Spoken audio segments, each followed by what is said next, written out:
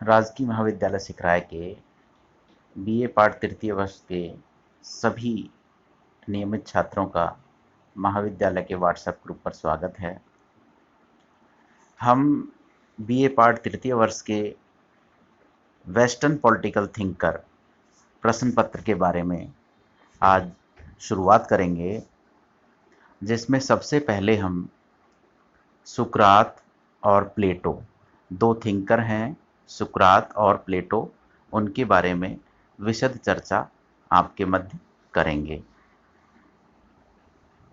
राजनीति विज्ञान की जो शुरुआत हुई वो हम पाश्चात्य जगत में एथेंस शहर से मानते हैं, क्योंकि वहाँ सुकरात का जन्म हुआ 470 ईसा पूर्व में, और सुकरात ने सभी पूर्ववर्ती जो सोफिस्ट विचार थे उनको बदलते हुए राजनीति विज्ञान को नई दिशा प्रदान की। अब हम सबसे पहले सुकरात के जो क्वेश्चन आपके एग्जाम्स में बन सकते हैं उनके बारे में चर्चा करेंगे। जैसे पहला क्वेश्चन है सुकरात की पद्धति।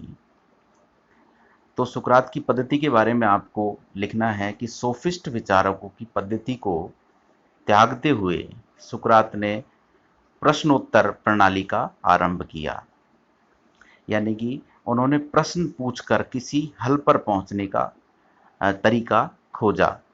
वह विभिन्न व्यक्तियों से न्याय सत्य के अर्थ पूछता था। वह असंगतियों को बताकर आखिर में तर्क द्वारा उन्हें बता देता था कि विवेकी नहीं, वे अज्ञानी हैं। यानी सत्य और असत्य के बीच में वो प्रश्नोत्तर प्रतियोगिता को आरंभ करता था, जिसके अंतर्गत वो सत्य न्याय और ऐसे विशद विषयों पर, ऐसे गूढ़ विषयों पर उनसे चर्चा करता था व्यक्तियों से, जिससे कि कुछ निष्कर्ष निकल के आ सके। तो अगर आपके एग्जाम्स में सवाल आए सुकरात की पद्धति, तो आपको ये आंसर लिख देना है। अगला सवाल है सुकरात की द्वंद्वात्मक पद्धति को समझाइए। तो इसमें आपको लिखना है द्वंद्वात्मक पद्धति का मूल प्रवर्तक सुकरात है।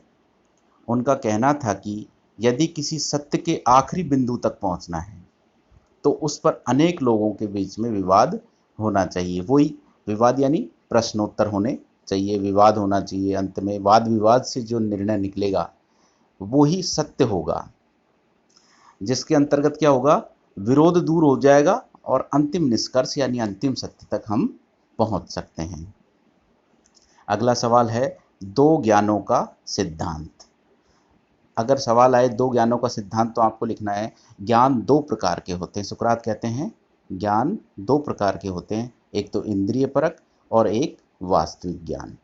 तो इंद्रिय परक ज्ञान होता है जो हमारी इंद्रियां अनुभव करती हैं, जिससे हमें पता लगता है ये खट्टा है, ये मीठा है। और एक वास्तविक ज्ञान होता है जो हमारी बुद्धि जिसके बारे में ज्ञान से या पता करती है कि ये वास्तव में ये सत्य चीज़ है।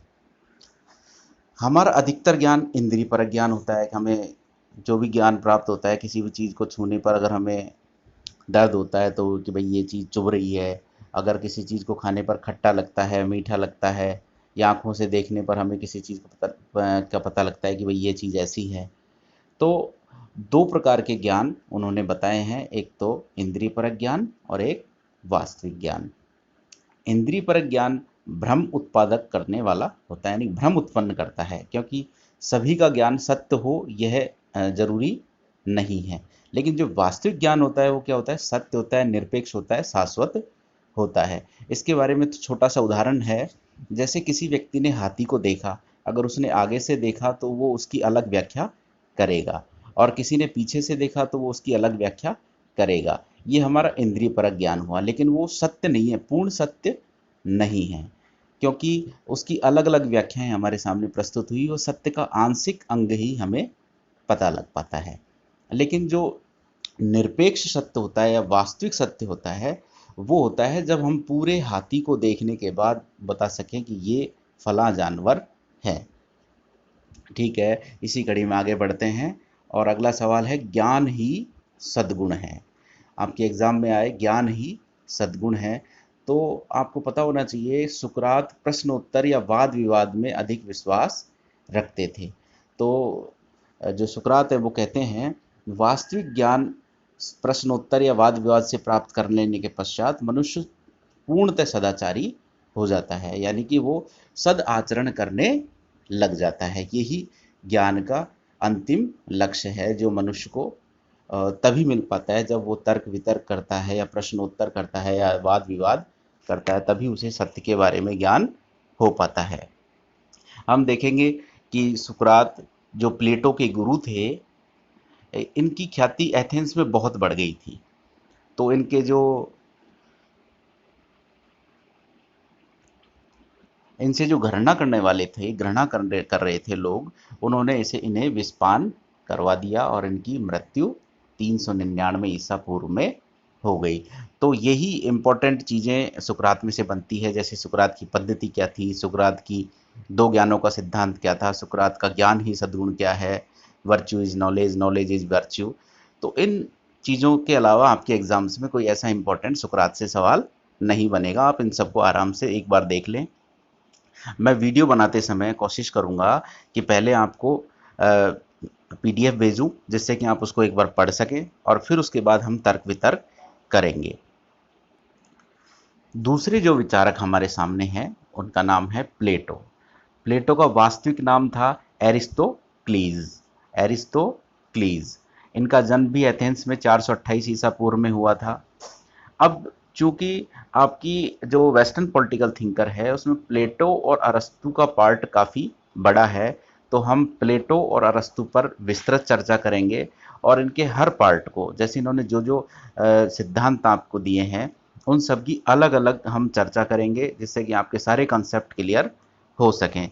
तो सबसे पहले हम इनकी जो परिचय है इनका वो देख लेते हैं कि भाई इनका जन्म एथेंस में हुआ और इनका वास्तविक नाम एरिस्टोक्लीज था। जन्म 428 ईसा पूर्व में हुआ और इनको दर्शन शास्त्र और राजनीतिक चिंतन का प्रथम प्रवर्तक भी कहा जाता है। प्लेटो को क्या कहा जाता है? राजनीतिक चिंतन का प्रथम प्रवर्तक कहा जाता है। अब इनका एक शिक्षक, इनको ये खूब भरे चौड़े कंधों के व्यक्ति थे, इनका चौड़ा सीना था, इस कारण इनका नाम इनके शिक्षक ने प्लेटो रख दिया। और प्लेटो सुकरात के शिष्य थे और प्लेटो ने जो शिक्षालय खोला, इनकी जो स्कूल था या जो इनकी अकादमी थी, जो इनका शिक्षालय था, उसका नाम क्या था? अकादमी। अब सवाल आता है एग्जाम में, यूरोप का प्रथम विश्वविद्यालय कौन सा था? तो वो आप बताएंगे अकादमी। किसने बनाया? तो ये आप बताएंगे प्लेटो ने बनाया। और उसके ऊपर एक बहुत खूबसूरत वाक्य लिखा हुआ था। इनकी जो अकादमी है उसके ऊपर एक बहुत खूबसूरत वाक्य लिखा हुआ था, उसको आप ध्यान रखेंगे कि ज्यामिति से अपरिचित कोई व्यक्ति यहाँ प्रवेश ना करे। यानी ज्यामिति से अपरिचित कोई व्यक्ति यहाँ प्रवेश नहीं करे। ठीक है, अब हम हल्की सी चर्चा कर लेते हैं। इनकी एक पुस्तक थी रिपब्लिक, बहुत फेमस किताब है रिपब्लिक, द रिपब्लिक के नाम से इनकी किताब थी, उसके बारे में चर्चा कर लेते हैं। प्लेटो की यह सर्वोत्तम कृति थी। इसका जो शीर्षक था वो तो था रिपब्लिक, और जो उपशीर्षक था उसका नाम क्या था? न्याय, जस्टिस। राजनीति शास्त्र, नीति शास्त्र, मनोविज्ञान, शिक्षा शास्त्र, सौंदर्य शास्त्र एवं कला पर लिखा गया प्रमुख ग्रंथ था।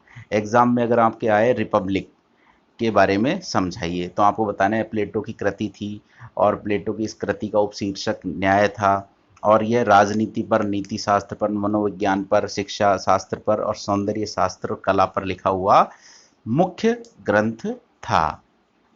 अब इनकी जो दूसरी कृति है, जो फेमस कृति है, उसका नाम है द लॉज। द लॉज, आप ध्यान रखेंगे, प्लेटो की एक कृति होगी रिपब्लिक और दूसरा है द लॉज। यह प्लेटो का अंतिम ग्रंथ था। तब तक प्लेटो क्या है, बहुत सारे विचार आपके सामने दे चुके थे और ये उनकी अंतिम कृति थी, तो इसमें उनका काफ़ी निचोड़ या सारा निचोड़ हम मान सकते हैं कि दालाज के अंदर मिलता है। ये पुस्तक मृत्यु के बाद प्रकाशित हुई थी। इनकी मृत्यु जो हुई थी 347 ईसा पूर्व में, उसके बाद ये पुस्तक प्रकाशित हुई थी। लॉज के अंदर क्या है, आदर्श और व्यवहार का समन्वय इन्होंने किया है। बहुत इंपॉर्टेंट चीज़ है कि जब रिपब्लिक इन्होंने लिखी तब ये युवा अवस्था में थे और इन्होंने आदर्श राज्य का सिद्धांत दिया था। और आदर्श राज्य केवल कल्पनाओं में, कोपल कल्पनाओं में ही हो सकता है, वास्तविकता पर वो नहीं हो सकता, क्योंकि कुछ ना कुछ कमी हर चीज में होती है। तो आदर्श और व्यवहार का समन्वय इन्होंने किस किताब में बताया? लॉज किताब में बताया, द लॉज जो किताब थी उसके अंदर बताया। और उन्होंने कहा एक उप आदर्श राज्य की रूपरेखा ऐसे बनेगी जब विधि का शासन एवं राज्य में संपत्ति की व्यवस्था को स्वीकार किया जाएगा।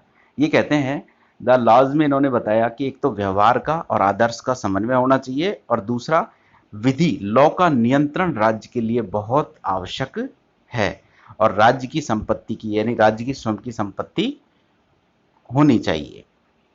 अब अगले हम चर्चा करें, अगर एग्जाम में सवाल आए प्लेटो की चिंतन पद्धति पर 20 शब्द लिखिए, तो आप क्या लिखेंगे? प्लेटो के दर्शन में जो मुख्य मुख्य पद्धतियां थी वो थी द्वंद्वात्मक पद्धति, सह-उद्देशात्मक पद्धति, निगमनात्मक पद्धति आदि पद्धतियों का इन्होंने प्रयोग किया।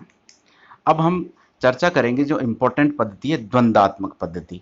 द्वंद्वात्मक पद्धति को परस्पर वाद विवाद के द्वारा अपने विरोधी के विश्वासों का खंडन और मान्यताओं को प्रतिष्ठित करना ही क्या है? द्वंद्वात्मक पद्धति कहलाता है। क्या है द्वंद्वात्मक पद्धति? को परस्पर वाद विवाद के द्वारा अपने विरोधी के विश्वास का खंडन और मान्यताओं को प्रतिष्ठित करना क्या है? द्वंद्वात्मक पद्धति है।